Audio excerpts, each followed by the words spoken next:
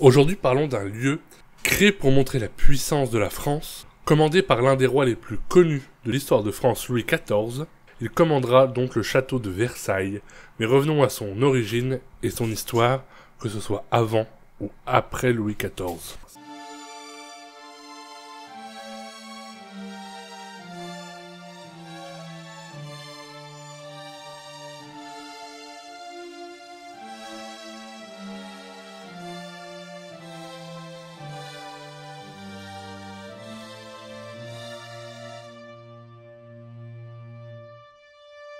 Construit sur ordre de Louis XIV, le château de Versailles est la résidence du roi, du moins une fois qu'il sera fini de construire. Résidence du roi de la cour du gouvernement royal de 1682 à octobre 1789. Mais cet emplacement ne vient pas de nulle part, loin de là. Louis XIII a acquis en 1632 le domaine de Versailles, dans lequel il fera construire une sorte de petite résidence de vacances, temporaire.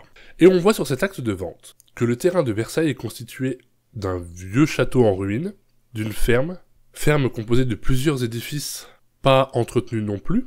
Et on a aussi des terres labourables, en prés, bois, châtaigneraies, étangs et autres dépendances. Bref, un domaine plutôt conséquent, avec plein de constructions dessus, mais qui est, pour ainsi dire, à l'abandon. Et alors, on peut se demander pourquoi Louis XIII achète ce genre de terrain. Et ben, c'est tout bêtement parce qu'il en a fait un terrain de chasse pendant son règne, où il y allait pour se détendre, en invitant ses amis les plus proches de sa cour. Donc on est loin du rôle qu'aura Versailles dans l'histoire de France. Et son souhait de vouloir s'éloigner de Paris vient après la révolte des Frondes. Ce sont des troubles qui ont éclaté en France et notamment à Paris entre 1648 et 1653. Pendant la régence d'Anne d'Autriche et le ministère du cardinal Mazarin, qui arrive suite à une pression fiscale de plus en plus grande due aux dépenses du royaume et à la guerre contre l'Espagne. Cette pression fiscale énerve la population et notamment la noblesse parisienne. Cette révolte prend de l'ampleur car les nobles, comme je le dis avant, rejoignent les bourgeois et les paysans, car ils souhaitent devenir des plus grands acteurs du pouvoir en place. En somme, il ne manque que le clergé pour avoir le triptyque de la Révolution française. On arrive au moment où Louis XIV décide de faire construire un palais à Versailles. Le roi souhaite surtout construire un palais qui surpasserait la beauté et le luxe du château de Vaux-le-Vicomte, construit aux grands frais de son ministre des Finances, Nicolas Fouquet. Personne dont on a déjà parlé dans la vidéo sur Colbert. Le plan du château de Versailles est étudié pour mettre en valeur le souverain. La chambre royale se situe au centre du palais et sur un grand axe qui part de la statue du roi dans la cour d'entrée et qui se prolonge par le tapis vert et le grand canal. Bref, tout de quoi mettre en avant le roi via des symboles de glorification et de grandeur. À la place du pavillon de chasse de son père, Louis XIV décide de créer l'un des plus beaux palais d'Europe. Débutés en 1661, les travaux de construction vont durer 38 ans et coûteront incroyablement cher pour l'époque. De 61 à 62, le roi dépense déjà 1 100 000 livres. La terre s'avère en effet peu adaptée au projet. Le sol présente des dénivelés, il est sableux, marécageux. Il faut assécher le terrain, l'aplanir, raser le village de Trianon. Saint-Simon décrit bien la situation initiale. Versailles, lieu ingrat, triste, sans vue, sans bois, sans eau, sans terre, parce que tout est sable, mouvant et marécage, sans air par conséquent qui n'est pas bon. Malgré ça, le roi ne change pas d'avis et il est prêt à tout mettre sur la table.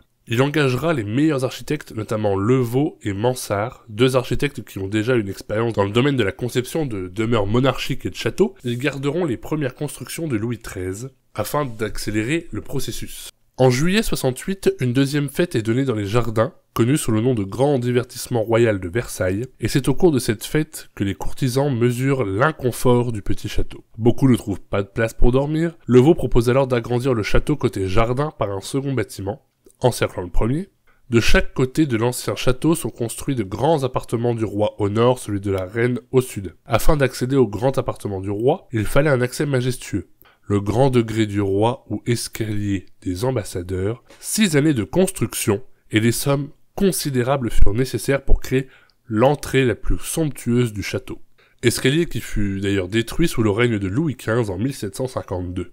Et oui, le château sera en constante évolution durant son utilisation royale et même après nous allons le voir. Les façades en pierre de taille comprennent 3 niveaux. Le soubassement massif est creusé de grandes niches. L'étage est percé de hautes fenêtres séparées par des pilastres et des colonnes ioniques. Entre les deux ailes, une vaste terrasse s'est installée face au jardin. La cour royale est fermée par une grille dorée pour effectuer tous les nouveaux travaux de l'enveloppe. Les dépenses de tout cela sont évoquées par Colbert. Nous avons 566 ouvriers qui travaillent ici. Les dépenses de maçonnerie sont les suivantes. 335 000 livres en 69, 586 000 livres en 70, 428 500 livres en 71, l'année où le gros œuvre fut achevé.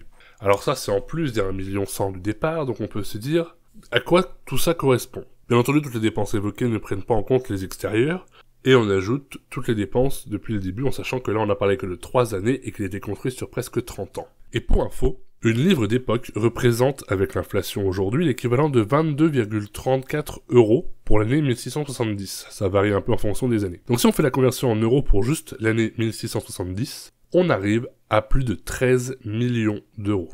Et les dépenses ne prennent pas en compte la galerie des glaces, puisqu'en 78, le roi confie à Mansart la construction d'une immense galerie couverte sur la terrasse de la façade ouest. C'est la galerie des glaces, limitée au nord par le salon de la guerre et au sud par celui de la paix. Galerie qui fera pas moins de 73 mètres de long. Sa création a pour conséquence le déport de l'appartement du roi dans le vieux château. L'appartement du soleil deviendra le grand appartement et sera utilisé pour les réceptions. La décoration de la galerie, confiée à Lebrun, valorise la réussite politique, économique et artistique de la France. Les 30 compositions de la voûte, peintes par Lebrun, illustrent les victoires militaires et diplomatiques de Louis XIV, ainsi que ses réformes pour réorganiser le royaume. Ces faits glorieux sont traités sous forme d'allégorie à l'antique. Le seul but de ce château est de glorifier l'image du roi soleil. Par leur dimension et leur nombre, les 357 miroirs qui ornent les 17 arcades faisant face aux fenêtres attestent que la nouvelle manufacture française de glace est capable de concurrencer largement celle de Venise, qui avait jusqu'ici le monopole de ces objets de grand luxe. À cette époque, le miroir, ou plutôt les glaces, étaient faites de métal très poli et lisse, et cela coûtait incroyablement cher, alors à l'époque équivalent à l'or en termes de tarifs. En 82, Louis XIV décide de fixer la résidence permanente de la cour à Versailles. La cour va vivre pendant plusieurs années au milieu des travaux qui occupent près de 36 000 ouvriers et 6 000 chevaux tout au long de l'année. Pour pouvoir loger plusieurs milliers de personnes, serviteurs et courtisans, des agrandissements sont à nouveau nécessaires. Mansart va alors construire une aile sud réservée à la famille royale, une aile au nord réservée aux princes du sang, et les 1400 serviteurs présents en permanence sont hébergés sous les toits. Versailles atteint alors sa taille maximum de 500 mètres de long en 86. L'aile nord ne sera terminée qu'en 89. Immédiatement, on en démolira une partie pour édifier la chapelle royale. Les travaux seront interrompus en 85 à cause de la guerre face à la Ligue d'Augsbourg, que Louis XIV mène contre la majeure partie des souverains européens. Les travaux reprendront qu'en 99 pour finir réellement en 1710. Louis XIV aura donc construit Versailles pendant la quasi-totalité de son règne, puisqu'il décédera 5 ans plus tard. Mais alors que devient le château après sa mort? Utilisé jusqu'en 1789 par les rois de France, nous allons nous intéresser à l'après, enfin même le pendant la Révolution. Il est décrété en 1794 que les maisons et jardins de Saint-Cloud, Bellevue, Monceau, Le Rincy et Versailles ne seront pas vendus mais consacrés et entretenus aux frais de la République, pour servir aux jouissances du peuple et former des établissements utiles à l'agriculture et aux arts. Malgré ça, le château subira des dégâts pendant la décennie révolutionnaire, les canalisations seront détruites, le canal vidé, l'édifice est vidé des signes monarchiques, bref, à l'image du pays, il y a un reniement complet de la monarchie. Suite à la Révolution, les meubles seront vendus et les œuvres transférées au Louvre, de quoi encore plus limiter le rôle du lieu et de remplir un peu les caisses de l'État. Le lieu sera toujours un symbole de pouvoir. Sous l'Empire, le Trianon servira de résidence impériale. Sous le retour de la monarchie, des rénovations seront faites et Louis-Philippe transformera une partie du château en musée, y compris l'allée des Princes qui accueillera les peintures de la gloire des victoires militaires de France. La République continuera de faire de ce lieu un symbole de pouvoir. Des travaux sont faits pour qu'il accueille l'Assemblée nationale et le Sénat, à l'aide d'une grande salle parlementaire similaire à celle qui accueille l'Assemblée nationale aujourd'hui. C'est là que le Congrès français élira le président de la République, et ce, à 14 reprises. Autre symbole de pouvoir, il sera le lieu de signature de plusieurs accords, y compris celle qui scelle la création de l'Empire allemand en 1871, mais de ceux de la fin de la Première Guerre mondiale. Une autre date marquante de l'édifice, c'est 1924. En effet, suite à la Première Guerre mondiale, le château ne peut plus être entretenu par l'État français pour des raisons économiques. Il frôle la ruine, et c'est alors l'Américain Rockefeller qui décide de faire don de l'argent nécessaire pour rétablir le château de Versailles, ainsi que d'autres lieux historiques en région parisienne ou à Reims, notamment la cathédrale des Sacres, dont on a déjà fait une vidéo dessus aussi. Les dons qui dépasseront les 60 millions de francs pour le château de Versailles.